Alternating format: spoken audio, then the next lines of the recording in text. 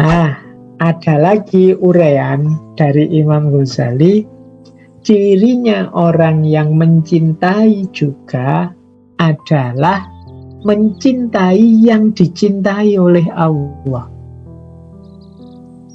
Jadi menurut Imam Ghazali, mencintai Allah itu berarti juga harusnya mencintai Rasulullah, mencintai para ulama, mencintai orang-orang bertakwa, mencintai para kekasih Allah. Bahkan mungkin ya kita harus mencintai siapapun. Karena Allah ini kan Maha Rahman, Maha Rahim.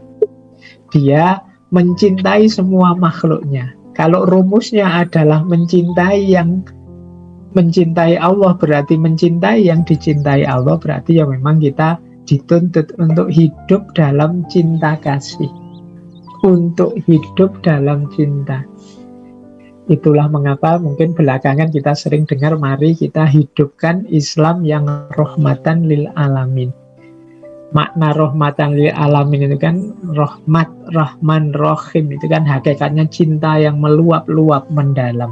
Mari kita hidup dalam koridor di jalan cinta. Jadi kalau kita ngaku cinta Allah, tidak ada kesempatan bagi kita untuk membenci apapun, apalagi itu makhluknya Allah. Karena Allah sangat mencintai semua ciptaannya. Rumusnya menurut Imam Ghazali, mengapa sih kok harus begitu? Li'anna mahbubal mahbubi mahbubun. Karena yang dicintai orang yang kita cintai itu juga kita cintai. Ya kalau kita cinta pada misalnya istri suami kita, itu kan kita juga mencintai keluarganya, mencintai orang tuanya, mencintai anak-anaknya dan lain sebagainya. Li'anna mahbubal mahbubi mahbubun. Wa rasulal mahbubi mahbubun. Dan utusan dari yang kita cintai, ya kita cintai juga. Ini maksudnya Rasulullah. Jadi jangan ngaku cinta pada Allah kalau kita tidak cinta pada Rasulullah. Wa muhibbul mahbubi mahbubun. Bahkan orang-orang yang juga sayang mencintai yang kita cintai, itu juga kita cintai. Jadi utusannya juga kita cintai, orang-orang yang mencintainya dan yang dia cintai juga semuanya kita cintai. Dan kalimat mahbubnya banyak sekali, dari cinta ke cinta. Li'anna mahbubal mahbubi mahbubun, wa rasulal mahbubi mahbubun, wa muhibbul mahbubi mahbubun. Jadi yang dicintai oleh yang kita cintai, itu harusnya juga kita cintai. Utusan yang kita cintai, bukankah juga harus kita cintai? Dan orang-orang yang mencintai yang kita cintai, itu pun juga kita cintai. Berarti ya memang Islam itu agama yang penuh cinta. Dari cinta ke cinta. Yang puncaknya, porosnya satu-satunya ya cinta kepada Allah. Baik, kita lanjutkan. Ini dasar-dasarnya dari kitab Ihya. Nah, sekarang kita mulai agak filosofis. Diawali dari bahasannya Imam Ghazali tentang awal mulanya cinta.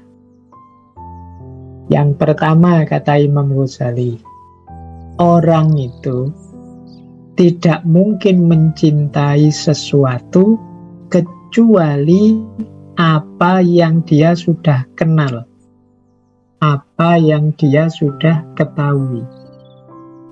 Jadi itulah awalnya.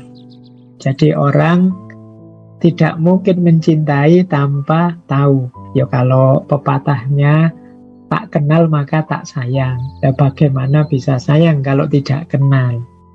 Kalau tidak mengerti. Nah, lanjut. Asumsi kedua, tapi kenal tidak sembarang kenal. kenal yang dimaksud adalah kenal yang berkenaan dengan keindahannya atau kenikmatannya.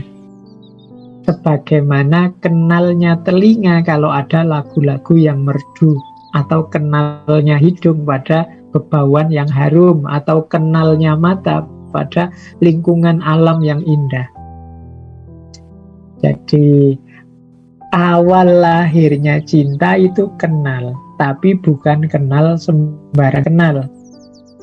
Yang dimaksud adalah kenal yang pada sisi keindahannya, kenal pada aspek kenikmatannya. Jadi ya kalau orang kenalnya jelek-jelek kita, mungkin musuh kita, itu kan kenal pada kita, tapi dia tidak sayang, dia benci pada kita. Kenapa? Dia kenalnya pada bagian-bagian yang dia tidak suka. Yang bisa memunculkan cinta itu kenal pada bagian yang dia suka. Jadi ini asumsi kedua. Jadi tak kenal maka sak sayang, tapi kenalnya bukan sembarang kenal. Kenal pada bagian-bagian yang indah, bagian-bagian yang kita cocok dan sesuai. Ya manusia itu, kata Imam Ghazali, biasanya mencintai dirinya, atau kalau dia mencintai yang lain itu demi dirinya, yang cocok, yang sesuai dengan dirinya.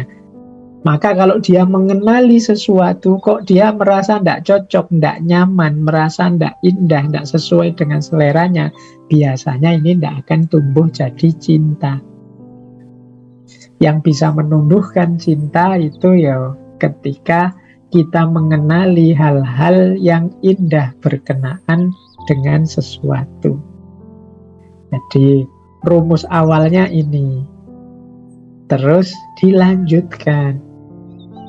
Kalau begitu, apa sih yang sesuai dengan kita itu? Secara umum, yang membuat orang kemudian mengenali hal-hal yang indah tadi apa saja? Nah, dilanjutkan sekarang analisisnya Imam Ghazali. Jadi orang itu tadi tak kenal maka tak sayang, cuma kenalnya pada aspek-aspek yang membuat dia nyaman. Apa sih yang membuat dia cocok dan nyaman? Biasanya beberapa hal inilah yang membuat orang itu suka, nyaman, dan cocok. Yang pertama apa? Ya, dirinya sendiri, kesempurnaannya, dan kalau bahasanya Imam Ghazali, kelanggengannya yang membuat dia langgeng, membuat dia enak terus, nyaman terus, sehat terus, dan lain sebagainya. Jadi cinta pada dirinya sendiri, cinta pada kesempurnaannya, cinta pada kelanggengannya. Itu setiap orang pasti begini. Setiap orang itu pasti sedikit kecil atau besar punya ego, cinta kepada dirinya sendiri. Maka manusia akhirnya punya kecenderungan mencintai apapun yang mendukung keberadaannya, mendukung kebaikannya, mendukung kualitasnya. Ini yang pertama. Nah, menurut Imam Ghazali, kalau memang hal yang pertama ini mampu menumbuhkan rasa cinta, jadi kalau kita mencintai apa saja yang mendukung keberadaan kita di muka bumi ini, menurut Imam Ghazali, bukankah yang paling layak, paling pantas, paling cocok kita cintai itu Allah?